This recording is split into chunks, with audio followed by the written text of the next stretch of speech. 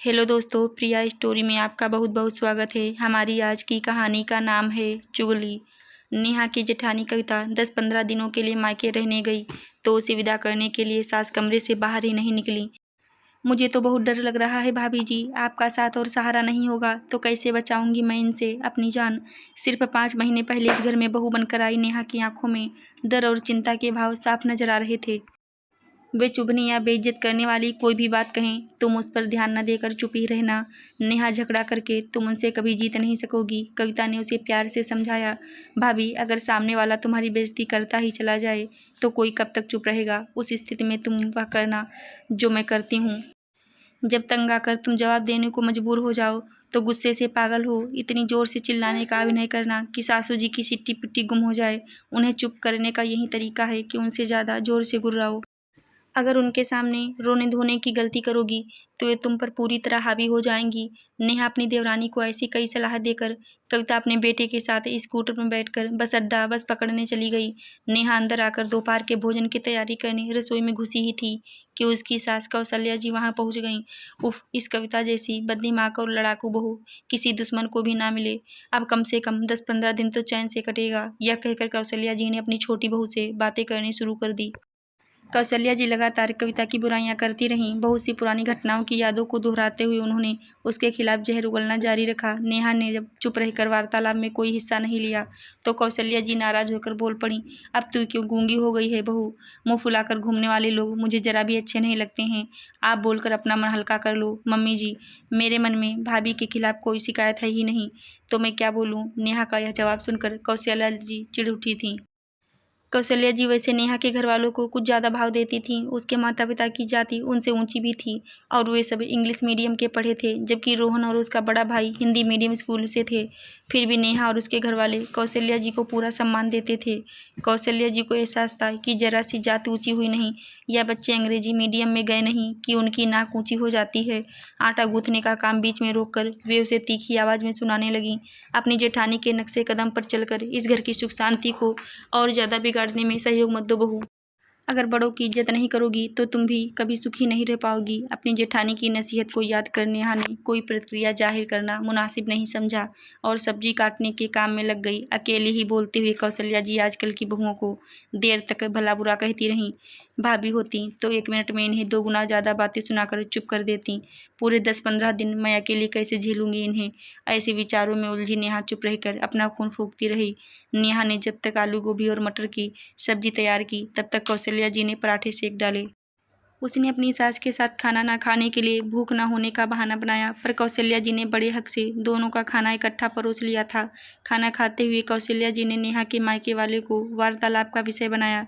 वे उनके बारे में हल्की फुल्की बातें कर रही थी।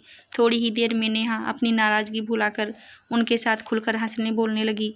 भोजन समाप्त कर वह आराम करने के लिए अपने कमरे में आकर लेट गई। आंख लगने से पहले एक बात सोचकर उसके होठों पर व्यंग भरी मुस्कान उभरी थी कि मुझे अपनी तरफ करने को वे आज कितना मीठा बोल रही थी। लेकिन उनकी सारी चालाकी बेकार जाएगी, क्योंकि असल में तो उनके मन में अपनी दोनों बहुओं के लिए इज्जत और प्यार है ही नहीं। शाम को कौशल्या जी ने नेहा के लिए जोमेटो से गर्म समोसे और तंदूरी चाय मंगवाई। कौशल्या जी ने अपने मोबाइल पर सब ऐप डाउनलोड कर रखे थे और बेटे के कार्ड से कनेक्ट थे, इसलिए पेमेंट की कोई दिक्कत तो थी ही नहीं। चाय पीते हुए जब उन्होंने अपनी बड़ी बहू के खिलाफ उसके कान भरने की कोशिश जारी रखी तो नेहा का मन अंदर से खिन्न सा बना रहा। कुछ देर बाद कौशल्या जी ने अपनी बेटी और दामाद के बारे में बोलना शुरू किया। आजकल दीपक ज़्यादा पीने लगा है और पीकर पूजा से झगड़ा भी बहुत करता है। मैं सोच रही हूँ कि परसों उन्हें डिनर पर बुला लूँ। रोहन और तुमसे दीपक की अच्छी पड़ती है। तुम दोनों उसे समझाना कि वह शराब कम पिया करे। अपनी बेटी के बारे में बात करते हुए तेज तर्रार कौशल्या जी असहाय और दुखी सी नजर आ रही थी। जितनी फिक्र इन्हें अपनी बेटी की है उतनी अपनी बहुओं की क्यों नहीं करती। तेज माँ की तेज बेटी दुख तो पाएगी ही। ऐसी बातें सोचते हुए नेहा ने अपने आप को जब ज़्यादा खुश महसूस नहीं किया तो मन ही मन उसे हैरानी हुई। पूजा दीदी अगर अपना गुस्सा कुछ कम कर लें तो जीजा जी के ऊपर बदलने के लिए दबाव बनाना आसान हो जाएगा। मम्मी नेहा के मुंह से निकले इस वाक्य के साथ सास बहू के बीच पूजा के घर परिवार की सुख शांति को लेकर लंबा वार्तालाप शुरू हो गया।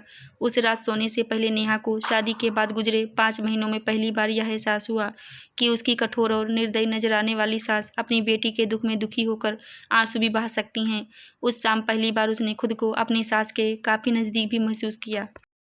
सास बहू के संबंधों में अगले दिन से लगातार सुधार होने लगा। अपने पति रोहन, जेठ और ससुर को ऑफिस भेजने के बाद नेहा ने आराम से अपनी सास के साथ बैठकर नाश्ता किया। एक के बजाय दोनों ने 2-3 बार चाय पीने का लुत्फ उठाया। फिर कपड़े धोने का काम दोनों ने इकट्ठे किया। दोपहर के खाने में कौशल्या जी ने अपनी बहू को गोभी के पराठे बनाने सिखाए। खाना दोनों ने सीरियल देखते हुए खाया। खाना खाने के बाद नेहा सोफे पर और कौशल्या जी तख्त पर आराम करने को ड्राइंग रूम में ही लेट गईं। दोनों में से किसी का भी मन अपने कमरे में जाकर बंद होने को नहीं था। शाम को दोनों सब्जी खरीदने साथ साथ मॉल भी गईं। कौशल्या जी ने अच्छी और सस्ती सब्जियां खरीदने की कला सिखाते हुए उसे लंबा सा लेक्चर दिया, पर नेहा को उनकी बातें उस शाम बुरी नहीं लगीं। उस रात सास बहू को घुल मिलकर बातें करते देखकर नेहा के पति रोहन ने उसे छेड़ा भी। माँ ने तुम्हें ऐसा क्या लालच दिया है जो इतना मीठा बोलने लगी हो तुम उनसे? यह चमत्कार कैसे संभव हो रहा है मैडम? इसमें कोई चमत्कार वाली बात नहीं है जनाब। मुझे अपनी तरफ करने के लिए आपकी माता जी मुँह में गुड़ रखकर मुझसे बोल रही हैं। कविता भाभी को अलग कर देने के लिए उनकी तरफ से यह सारा नाटक चल रहा है। नेहा ने शरारती अंदाज में मुस्कुराते हुए रोहन को जानकारी दी। किसी भी बहाने सही, पर इस घर में सुख शांति का माहौल तो बना। तुम तीनों के रोज शाम को सूजे मुंह देखकर दिमाग खराब हो जाया करता था। भाभी के लौटने पर स्थिति फिर बदल जाएगी। सास बहू को प्यार से आपस में हंसते बोलते देखने का मजा बस कुछ दिनों तक ही और ले सकते हैं आप इस घर में। अपने इस मजाक पर नेहा खुद ही ठहाका मारकर हंसी तो रोहन बुरा सा मुंह बनाकर बस जरा सा मुस्कुराया। अगले दिन शाम को पूजा और दीपक के साथ सबका समय बड़ा अच्छा गुजरा। कौशल्या जी अपनी छोटी बहू की तारीफ करने का कोई मौका नहीं छोड़ रही थी। ननद भाभी पहली बार खुलकर खूब हंसी बोली। माँ बेटी दोनों ने नेहा का काम में पूरा हाथ बटाया। अगले दिन कौशल्या जी ने नेहा के साथ एक सहेली की तरह गपशप की। उन्होंने अपनी सास के बारे में बहुत सी कहानियां उसे सुनाई। अपनी सास के सामने मैं जोर से सांस भी नहीं ले सकती थी। बहू सुबह 5 बजे उठकर हाथ से नल से 10 बाल्टी पानी भरना पड़ता था। फिर नहा धोकर पूरे 10 आदमियों का नाश्ता और खाना बनाना होता था। घर का काम देर रात को खत्म होता। तारीफ के शब्द सुनने की बात तो दूर रही, घर के छोटे बड़े मुझ पर हाथ उठाने से भी परहेज नहीं करते थे। वे लोग तब हाल ही में गांव से कस्बे में आए थे और कौशल्या जी की सास यानी रोहन के दादा दादी रीति रिवाज मानो संदूक में पैक करके ले आए हों। कौशल्या जी को एडजस्ट करने में बहुत समय लगा था। कौशल्या जी ये बातें इस अंदाज में सुना रही थी मानो अपने ससुराल वालों की बड़ाई कर रही हों। नेहा ने भी शादी से पहले अपनी जिंदगी में घटी कई दिलचस्प घटनाएं उन्हें सुनाई। इसमें कोई शक नहीं कि सास और बहू इस 10-15 दिन में एक दूसरे के काफ़ी करीब आ गई थी। कविता की वापसी होने से एक दिन पहले कौशल्या जी ने नेहा को अकेले में अपने पास बैठाकर बड़े प्यार से समझाया, तुम स्वभाव की अच्छी और समझदार औरत हो बहू, बस तुम कविता के बहकावे में आना बंद कर दो। उसकी सह पर जब तुम मुझसे बहस और झगड़ा करती हो तो मेरा मन बड़ा दुखता है। उसकी तरह अगर तुमने भी मेरी बेइज्जती करने की आदत डाल ली तब मेरी जिंदगी तो नरक बन जाएगी। मम्मी आप प्लीज़ आंसू मत बहाओ। उनके लौटने पर हम सब मिलकर कोशिश करेंगे कि घर का माहौल हंसी खुशी से भरा रहे। अपनी सास को ऐसा दिलासा देते हुए नेहा की आंखों में भी आंसू आ गए।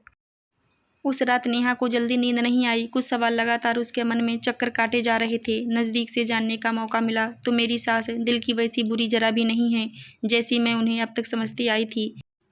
कविता भाभी तो पहले दिन से मेरे हित और खुशियों का ध्यान रख रही हैं। जब इन दोनों के दिल में कोमल भावनाएं मौजूद हैं तो इनके आपसी संबंध इतने ज़्यादा खराब क्यों हैं? मेरे दिल में सासू जी को लेकर जो गुस्सा, नफरत और डर बैठा था वह 10-15 दिन में किन कारणों से गायब हो गया है? घर में बना सुख शांति का माहौल क्या कविता भाभी के लौट आने पर बरकरार नहीं रखा जा सकता है? ऐसे सवालों के सही उत्तर पाने के लिए नेहा देर रात तक सोचती रही। अगले दिन सुबह कविता अपने बेटे के साथ 11 बजे के करीब घर लौटी और घंटे भर बाद ही कौशल्या जी और उसके बीच तेज लड़ाई हो गई। कविता की कमर में सफ़र के दौरान झटका लग जाने से दर्द हो रहा था। वह काम में लगने के बजाय जब अपने कमरे में जाकर लेट गई तो कौशल्या जी ने उसे बहुत सारी जली कटी बातें सुना दी। जब ससुर और जेठ ने अपनी अपनी पत्नी को ऊंची आवाज़ में बहुत जोर से डांटा तब कहीं जाकर घर में शांति कायम हुई। कौशल्या जी ने रसोई में आकर नेहा से कविता की बुराई करनी शुरू कर दी। बहू, देखा कितनी लंबी जबान है इसकी, मैंने इसे घर से अलग करने का फैसला कर लिया है। नेहा ने कोई प्रतिक्रिया दर्शाने के बजाय उनसे सहज सुर में पूछा, मम्मी आज मूंग की दाल बना लें, देख लेना एक दिन टेंशन के कारण मेरे दिमाग की कोई नस जरूर फट जाएगी। आप इस पतीले में दाल निकालो, तब तक मैं दूध उबाल लेती हूँ। कौशल्या जी ने एक बार को तो उसे गुस्से से घूरा, पर फिर कड़वे शब्द मुंह से निकाले बिना डिब्बे से दाल निकालने के काम में लग गईं।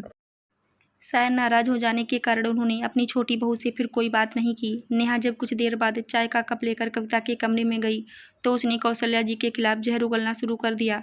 पता नहीं कब इस खूंखार औरत से हमारा पीछा छूटेगा।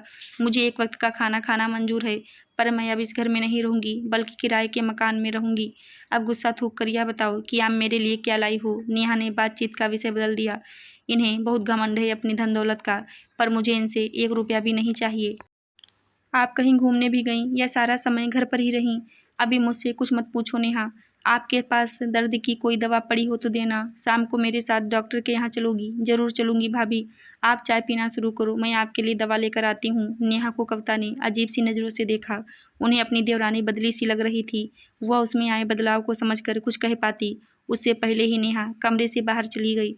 कौशल्या जी और कविता ने बहुत कोशिश की, पर नेहा के मुंह से किसी की तरफदारी करते हुए एक शब्द भी नहीं निकला। इस कारण वे दोनों ही शाम तक यह सोचकर उससे नाराज रहीं कि वह हाँ में हाँ ना मिलाकर दूसरी पार्टी की तरफ हो गई है। कौशल्या जी और कविता के बीच उस दिन कई बार झड़प हुई, पर नेहा का मन जरा से भी तनाव का शिकार नहीं बना। पहले की तरह न उसे सिर दर्द ने सताया, न भूख और न नींद पर बुरा असर पड़ा। शाम को कविता भी काम में हाथ बटाने के लिए रसोई में आ गई। वह और कौशल्या जी दोनों ही उसे संबोधित करते हुए बातें कर रही थी। एक ही अनुपस्थिति में जब दूसरी उसकी बुराई करना शुरू करती तो नेहा फौरन ही बात को किसी और दिशा में मोड़ देती। उसके इस बदले व्यवहार की बदौलत रसोई में कौशल्या जी और कविता के बीच टकराव की स्थिति विस्फोटक नहीं होने पाई। कुछ देर बाद तो वे दोनों आपस में सीधे बात भी करने लगीं, तो उनकी नज़रों में छिपकर नेहा प्रसन्न भाव से मुस्कुरा उठी। पिछली रात देर तक जागकर वह जिस निष्कर्ष पर पहुंची थी, उस पर उसने आज का नतीजा देखकर सही होने का ठप्पा लगा दिया।